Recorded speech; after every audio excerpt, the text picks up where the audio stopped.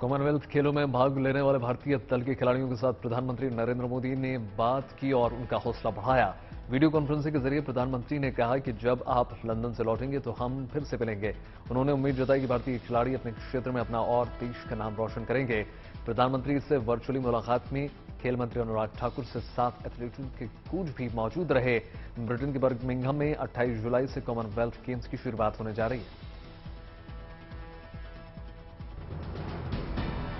आज supreme court में शिंदे और उद्धव गुट की शिवसेना की दावेदारी पर सुनवाई होने जा रही। Chief justice NV Ramana, justice Krishna Murari और हेमा कोहली की बेंच उद्धव ठाकरे की अगुवाई वाले खेमे और एकनाथ शिंदे के खेमे की याचिकाओं पर सुनवाई करने जा रही। उद्धव ठाकरे ने मामले पर बीजेपी को टारगेट करते हुए कह दिया कि बीजेपी शिवसेना में मुर्गा फाइट करा रही है ताकि पार्टी को खत्म किया जा सके। सुप्रीम कोर्ट में सुनवाई से पहले उद्धव को बड़ा झटका लग गया। लोकसभा स्पीकर ओम बिरला ने स्पीकर ने शिंदे गुट के राहुल शेवाली को शिवसेना के फ्लोर लीडर के तौर पर मान्यता दे दी। शिंदे ने शिवसेना पर दावा ठोकते हुए लोकसभा स्पीकर के सामने 12 सांसदों की परेड कराई। शिवाली ने ही राष्ट्रपति चुनाव में एनडीए प्रत्याशी को समर्थन देने के लिए उद्धव ठाकरे को चिट्ठी लिखी थी। लोकसभा में शिवसेना नेता की मंजूरी मिलते ही राहुल शेवाली विवादों में घिर गए हैं।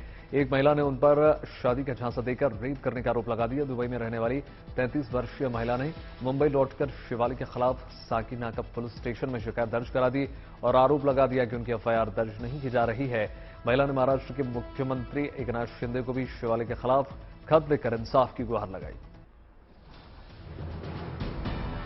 आज मानसून सत्र का तीसरा दिन है, जहां एक बार फिर से घमासान के आसार लगातार जारी हैं। कल मानसून सत्र के दूसरे दिन जीएसटी को लेकर दोनों सदनों में जमकर हंगामा हुआ। विपक्ष के सांसदों ने महंगाई को लेकर जमकर नारेबाजी की, जिसके बाद संसद की कार्रवाई को स्थगित करना पड़ गया। हालांकि संसद भवन में प्रदर्शन न करने को लेकर संसद कार्यालय ने नोटिस जारी कर दिया था, लेकिन विपक्ष ने नोटिस के बावजूद संसद परिसर में महात्मा गांधी की प्रतिमा के सामने नारेबाजी की। इस पर प्रदर्शन में राहुल गांधी भी शुमार हुए। प्रधानमंत्री नरेंद्र मोदी ने इंसान को लेकर उड़ने वाले ड्रोन का डेमो देखा। वरुणा नाम की इस ड्रोन की एक स्वदेशी स्टार्टअप सागर डिफेंस ने बनाया है। इस ड्रोन को इंडियन नेवी के लिए बनाया जा रहा है। नेवी इसका इस्तेमाल एक शिप से दूसरे शिप में सामान पहुंचाने के लिए करेगा। यह 25 मिनट में 25 किलोमीटर उड़ान भरकर 130 किलोग्राम वजन तक के सामान या इंसान को एक जगह से दूसरी जगह पहुंचा सकता है। सूत्रों के हवाले से यह खबर निकल कर आई कि उत्तर प्रदेश के लोक निर्माण विभाग में बड़ी कार्रवाई के बाद उत्तर प्रदेश के कई मंत्री नाराज हैं, जिनमें जितिन प्रसाद भी शामिल हैं। इसलिए वो आज दिल्ली पहुंच रहे हैं। वो गृह मंत्री अमित शाह से मुलाकात कर सकते हैं। माना यह भी जा रहा है कि तबादलों पर कार्रवाई और जांच को लेकर जितिन प्रसाद अमित शाह के सामने अपनी बात रख सकते हैं। कल मुख्यमंत्री योगी ने भी जितिन प्रसाद से मुलाकात की। पटना के फुलवारी शरीफ में पकड़े गए आतंकी नेटवर्क के मामले में भी सियासत शुरू हो चुकी है। मंगलवार को लेफ्ट विधायकों ने पकड़े गए आरोपियों के घर जाकर उनके परिजनों से मुलाकात की और पकड़े गए चारों आरोपियों को निर्दोष बताया। सीपीआई-एमएल के विधायकों ने आरोप लगाया कि बीजेपी मुसलमानों के खिलाफ साजिश रच रही है। इसकी के चलते इन चारों लोगों को फंसाया गया। लेफ्ट विधायकों ने टेरर नेटवर्क मामले में 21 से 30 जुलाई तक प्रदर्शन की चेतावनी दी। सेना में भर्ती की केंद्र सरकार की अग्निपथ योजना पर आज दिल्ली हाई कोर्ट में सुनवाई होगी। योगी के खिलाफ सुप्रीम कोर्ट में 3 जनहित याचिकाएं दायर की गई हैं। कल सुप्रीम कोर्ट सभी याचिकाएं दिल्ली हाई कोर्ट में ट्रांसफर कर दी गई। इन सभी याचिकाओं में अग्निपथ योजना को देश के खिलाफ करार देते हुए गलत तरीके से लागू किए जाने की बात सामने आई और फिलहाल के लिए भर्ती प्रक्रिया पर रोक लगाने की अपील की गई। झारखंड के मुख्यमंत्री हेमंत सोरेन के विधायक प्रतिनिधि को ईडी ने गिरफ्तार कर लिया। ईडी ने पहले ही इस मामले में साहिबगंज समेत अन्य इलाकों में 36 करोड़ रुपए सीज कर दिया था। यह पैसा पंकज मिश्रा और उनके सहयोगी के खाते में था। यह गिरफ्तारी अवैध खनन मामले में जुड़ी हुई है। ईडी ने पहले पीएमएलए एक्ट के तहत हेमंत सोरेन के विधायक प्रतिनिधि पंकज मिश्रा, दाऊ यादव और उनके सहयोगियों के 37 बैंक खातों में करीब 12 करोड़ रुपए सीज किए।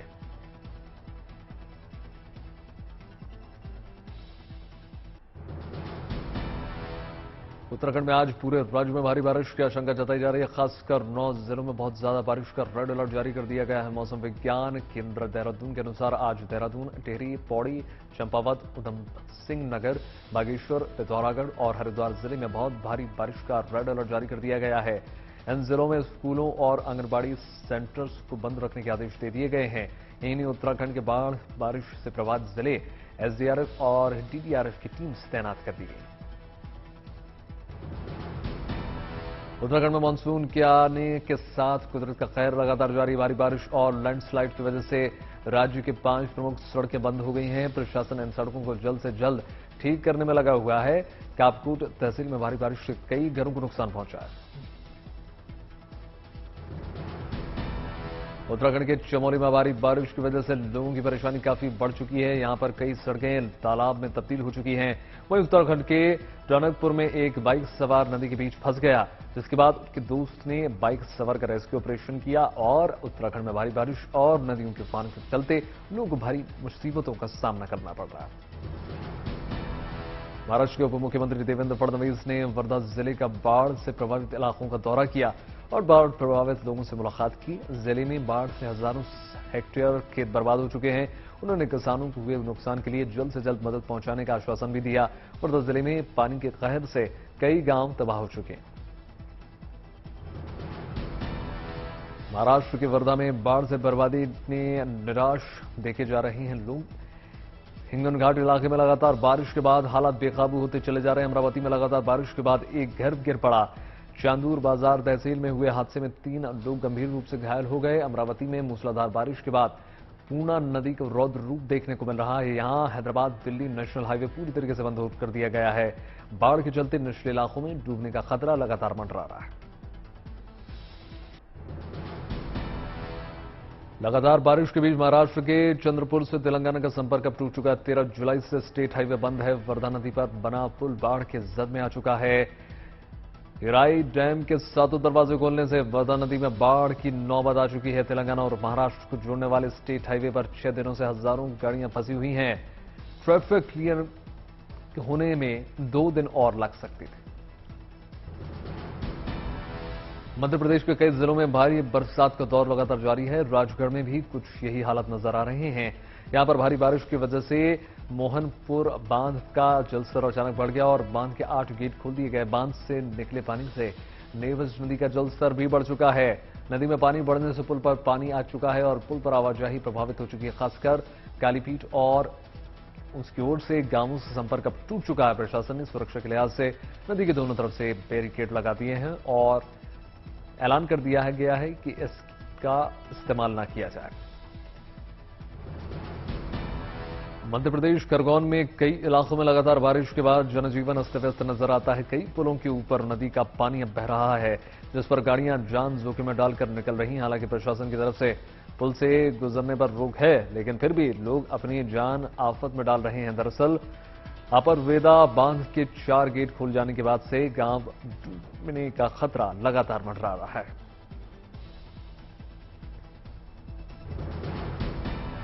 मध्य प्रदेश के उज्जैन में शिप्रा नदी उफान पर बह रही है। मूसलाधार बारिश के बाद बाढ़ में कई मंदिर डूब चुके हैं। कई मंदिरों में के शिखर तक सैलाब अब पहुंच चुका है। मंदिरों के डूबने से श्रद्धालुओं को दर्शन के लिए रोक दिया गया है। मंदिर के पुजारी भी कह रहे हैं कि कई सालों बाद ऐसी आसमानी आफत देखी जा रही है। उत्तर प्रदेश के ज्यादातर इलाकों में बारिश नहीं होने से लोग परेशान हैं। ऐसे में गर्मी से त्रस्त लोग बारिश कराने के लिए तरह तरह के टोटके कर रहे हैं। ऐसी ही एक तस्वीर गोरखपुर से आई है, जहां बारिश के लिए मेंढक मेंढकी की कराई गई है और मान्यता यह है कि ऐसा करने से जल्द बारिश हो जाएगी।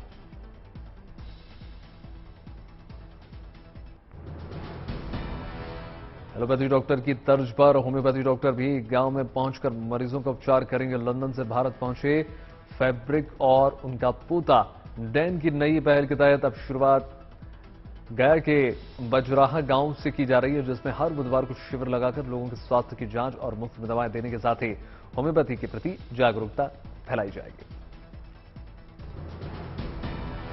आगरा के श्री राम कृष्ण इंटर कॉलेज की नेक पहल की खूब चर्चा की जा रही है। इस वक्त इस कॉलेज में आर्थिक रूप से कमजोर छात्रों के लिए गुल्लक रखे गए हैं, जिनके जरिए उनकी फीस जमा होती है। गुल्लक में छात्रों के अलावा दूसरे लोग भी पैसा डाल सकते हैं। इस तरह गुल्लक की व्यवस्था से बहुत से गरीब परिवार बच्चों की मदद हो रही है।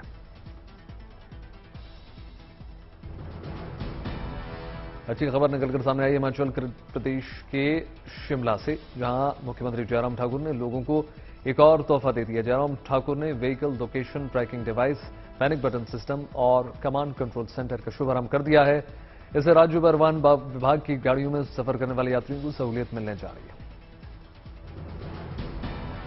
जालंधर के तेजिंदर वीर सिंह को 15 साल की उम्र में एनबीए यानी बास्केटबॉल इंटरनेशनल एकेडमी के लिए चुना गया है। तेजिंदर वीर के पिता बास्केटबॉल के बड़े खिलाड़ी थे। अमेरिका की इस प्रोफेशनल बास्केटबॉल लीग में खेलना हर खिलाड़ी का सपना होता है। आज तेजिंदर वीर सिंह ने एनबीए का ट्रायल क्लियर कर दिया और अपने सपने को सच कर दिखाया।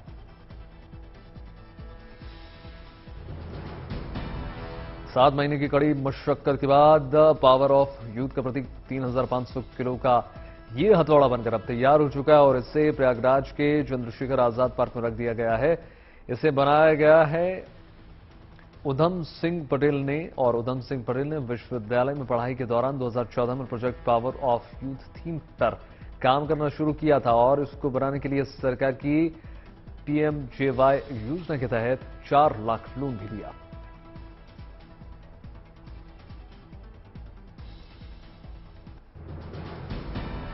राजस्थान के बूंदी जिला कलेक्टर डॉक्टर रविंद्र गोस्वामी की आजकल खूब चर्चा हो रही है। उनकी संवेदनशीलता और भावना की हर तरफ चर्चा हो रही है। एक दिव्यांग बच्ची की कलेक्टर साहब से मिलने की इच्छा थी, जिसे उन्होंने पूरा कर दिया और खुद की कुर्सी पर बैठाया। यही नहीं, कलेक्टर ने अपने कक्ष में व्हीलचेयर रखवाई ताकि दिव्यांगजन व्हीलचेयर पर अपनी बैठकर परेशानी आसानी से बता सकें। नोएडा के सेक्टर 18 के डीएलएफ मॉल में फिर से आम लोगों के लिए दुनिया भर में मोम के पुतलों के लिए मशहूर मैडम तुसाद म्यूजियम खोल दिया गया है। पहले इसे दिल्ली के कनॉट प्लेस में 2017 में खोला गया था। इस म्यूजियम में 50 से ज्यादा जानी मानी हस्तियों के पुतलों को रखा गया है, जिन्हें देखने के लिए एक व्यक्ति को 960 रुपए खर्च करने होंगे। अब उत्तर प्रदेश में सिटी बसों के लोकेशन की जानकारी घर बैठे उपलब्ध हो सकेगी।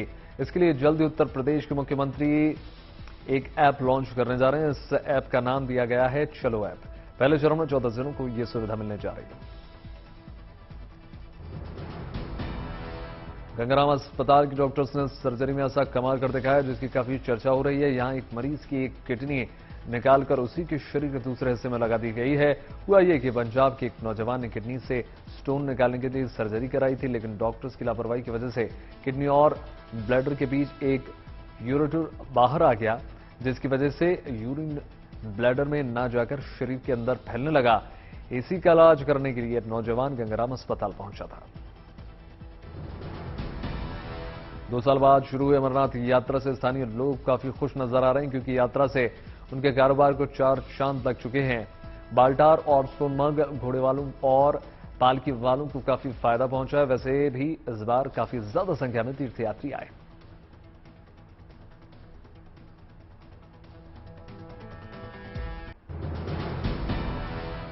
सरकार ने अंतर्राष्ट्रीय स्तर पर कीमतों में कमी आने पर पेट्रोल, डीजल, जेट ईंधन और कच्चे तेल पर लगने वाले अप्रत्याशित प्रॉफिट टैक्स में आज कटौती की गई। वित्त मंत्रालय की अधिसूचना में यह जानकारी दी गई है।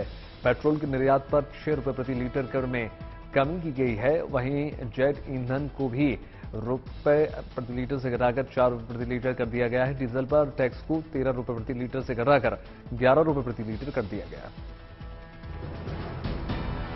महंगाई के असर से अब धीरे धीरे राहत मिलती हुई नजर आ रही है, लेकिन आने वाले दिनों में चावल और गेहूं की महंगाई लोगों को परेशान कर सकती है। कुछ दिनों में सभी तरह की फसलों के दाम कम हुए हैं, लेकिन चावल दाल के दाम कम नहीं हुए। इसकी वजह से इस चावल गेहूं की बुआई को रकबा घट गया है और इससे आने वाले दिनों में इन दोनों के दाम में इजाफा होना तय माना जा रहा है। आजादी के बाद आटे चावल पर जीएसटी लगने के आरोपों से घिरी सरकार ने सफाई दे दी है। वित्त मंत्री ने 11 सामानों की लिस्ट जारी करके कह दिया है कि खुले में आटा, चावल और दाल बेचने पर नहीं लगेगा टैक्स। इसके साथ ही उन्होंने फैसले को राज्य सरकारों की सहमति से लेने का दावा कर दिया है, जिसमें अलग पार्टियों की सरकारें। इस बार गर्मियों में 2 साल बाद भारतीय सैलानियों को विदेश यात्रा का मौका मिलने जा रहा है। इस दौरान भारतीय पर्यटकों ने थाईलैंड को सबसे ज्यादा पसंद किया। इसके बाद इंडोनेशिया और सिंगापुर जाने में टूरिस्ट ने दिलचस्पी दिखाई। वहीं यूरोप में फ्रांस और स्विट्जरलैंड भी सैलानियों की पहली पसंद है। 5G स्पेक्ट्रम की नीलामी शुरू होने के बावजूद टेलीकॉम कंपनियों का अनुमान यह है कि देश भर में इसका मजबूत नेटवर्क बनने में 4-5 साल का समय लग सकता है। तब तक कंपनियों के लिए मुनाफे का जरिया 4G सेवाएं ही रहेंगी। 5G का रोल आउट 4G के मुकाबले धीमा रहने की संभावना। श्रीलंका में जारी उथल पुथल के बीच आज राष्ट्रपति का चुनाव होने जा रहा। विपक्ष के नेता राजित ने राष्ट्रपति पद के उम्मीदवार के तौर पर अपना नाम वापस ले लिया। उन्होंने कहा कि वो पूर्व मंत्री दुलस का राष्ट्रपति पद के लिए समर्थन करेंगे। वर्तमान कार्यवाहक राष्ट्रपति रानिल विक्रमसिंघे भी राष्ट्रपति चुनाव की दौड़ में शामिल। भारतवंशी ऋषि सुनक ब्रिटेन के प्रधानमंत्री बनने की ओर करीब पहुंच चुके। चौथे दौर के मतदान में सुनक को सबसे ज्यादा वोट हासिल हुए। चौथे राउंड में सुनक को 118 वोट्स मिले। अगले राउंड में सुनक, पेनी और ब्लिच के बीच मुकाबला होने जा रहा है। यूक्रेन की फर्स्ट लेडी जेलेंस्का वॉशिंगटन डीसी में अमेरिकी राष्ट्रपति जो बाइडेन और फर्स्ट लेडी जिल बाइडेन ने शानदार उनका स्वागत किया। इसके बाद दोनों देशों की फर्स्ट लेडी अपने अपने देश के प्रतिनिधिमंडल ने व्हाइट हाउस ब्लू रूम में द्विपक्षीय बैठक में शामिल हुई। जेलेंस्की यूएस कांग्रेस को संबोधित करने वाली हैं। और वैसे आपको बता दें कि जिल बाइडेन ने मई में यूक्रेन का औचक निरीक्षण भी किया था। रूसी राष्ट्रपति व्लादिमीर पुतिन ने कह दिया है कि मॉस्को यूक्रेन की ओर से मार्च में रखी गई समझौते की शर्तों को पूरा करने की कोई इच्छा नहीं रखता। पुतिन ने कहा कि जब जंग शुरू हुई थी तब सऊदी अरब और संयुक्त अरब अमीरात रूस और यूक्रेन के बीच मध्यस्थता की पेशकश कर रहे थे। जब पुतिन से पत्रकारों ने यह पूछा कि जंग कब रुकेगी तो पुतिन ने कहा कि कीव प्रारंभिक शांति समझौते की शर्तों पर नहीं टिकी।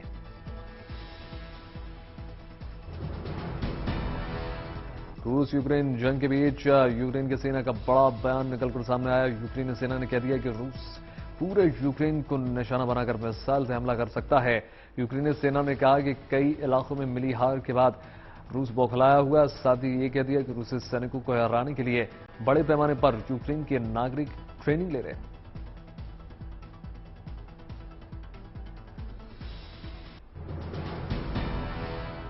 ताइवान को लेकर अमेरिका पर चीन ने अपना गुस्सा साफ प्रकट कर दिया। चीन की ओर से कहा गया है कि अगर अमेरिकी house speaker Nancy Pelosi Taiwan को लेकर दौरा करेंगी तो चीन कड़े कदम के बारे में सोच सकता है। चीन ने चेतावनी जारी करते हुए यह भी कह दिया कि इस तरह की यात्रा से बीजिंग वॉशिंगटन के संबंध और खराब होंगे। दक्षिण कोरिया और अमेरिका के बीच राजधानी सोल में एक अहम बैठक हुई। इस बैठक में दोनों देशों ने रूस और उत्तर कोरिया के खिलाफ सख्त रोक अपनाने की बात कही। बता दें कि अमेरिका की वित्त मंत्री जेनेट येलेन दक्षिण कोरिया पहुंच चुकी हैं और उन्होंने दक्षिण कोरिया के राष्ट्रपति से मुलाकात की। टर्की के राष्ट्रपति तैयब एर्दोआन ईरान के दौरे पर पहुंच चुके। राजधानी तेहरान में ईरानी समकक्ष इब्राहिम से उन्होंने मुलाकात की। ईरान के साथ द्विपक्षीय संबंधों और सीरिया की स्थिति पर दोनों के बीच चर्चा हुई। अपनी यात्रा के दौरान रूस यूक्रेन जंग को लेकर राष्ट्रपति पुतिन से एर्दोआन मुलाकात कर सकते हैं। ब्रिटेन में भीषण गर्मी से परेशान है आम नागरिक। लंदन के हिथ्रो हाईवे अड्डे पर अब तक सर्वाधिक 40.2 डिग्री सेल्सियस तापमान दर्ज किया गया है। बढ़ते तापमान की वजह से मौसम विभाग ने लोगों को घरों से निकलने की सलाह नहीं दी। नेटफ्लिक्स ने एक नए फीचर एड ए होम फीचर का ऐलान कर दिया है। ये फीचर पासवर्ड शेयरिंग पर लगाम लगाने के लिए पेश कर दिया गया है। नए अपडेट के बाद से यूजर्स अगर अपने घर से बाहर अकाउंट का पासवर्ड शेयर करते हैं तो उन्हें इसके लिए अलग से चार्ज देना होगा। नेटफ्लिक्स अर्जेंटीना, डोमिनिक रिपब्लिक और अल सल्वाडोर, ग्वाटेमाला और होंडुरास सहित कई देशों में अगले महीने से एड ए होम ऑप्शन की टेस्टिंग शुरू करने जा रहा है।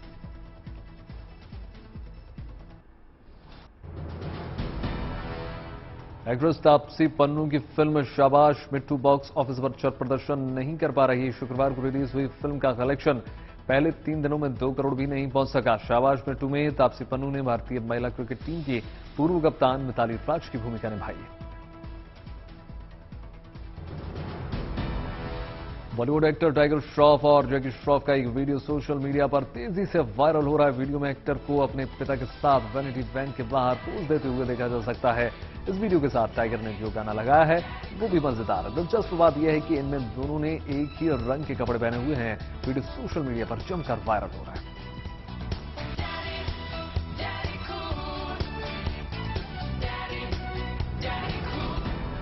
एक्ट्रेस अमीषा पटेल मुश्किलों में फंसते हुए नजर आ रही हैं। एक्ट्रेस अमीषा पटेल, उनके खिलाफ मुरादाबाद की एक अदालत से वारंट जारी हो चुका है। कोर्ट में तारीख पर न आने की वजह से कोर्ट ने वारंट जारी किया है। अमीषा पटेल को अब 22 अगस्त को कोर्ट में पेश होना होगा। मुरादाबाद की एक इवेंट कंपनी ने अमीषा पटेल और सहयोगियों पर 11 लाख रुपए लेने के बावजूद कार्यक्रम में न आने का आरोप लगाया। तीसरी बार प्रेगनेंसी की खबरों को लेकर चर्चा में आई करीना कपूर ने इस पर चुप्पी तोड़ दी और इसकी सच्चाई बता दी। दरअसल इंस्टाग्राम पर एक स्टोरी शेयर करते हुए करीना ने अपनी बात रखी। उन्होंने कहा, शांत रहिए, मैं प्रेग्नेंट नहीं हूं। सैफ का कहना है कि उनसे पहले ही जनसंख्या में अपना काफी योगदान दे दिया है। आगे करीना ने हाहा की इमोजी भी बनाई। अदनान सामी ने इंस्टाग्राम को अलविदा कह दिया। अपने सारे पोस्ट डिलीट कर दिए हैं। फेमस सिंगर अदनान सामी ने अपने इस फैसले से फैंस को हैरान कर दिया। अब अदनान सामी इंस्टाग्राम को बाय बाय कर चुके हैं। हालांकि उन्होंने इसके पीछे की वजह बताई नहीं है।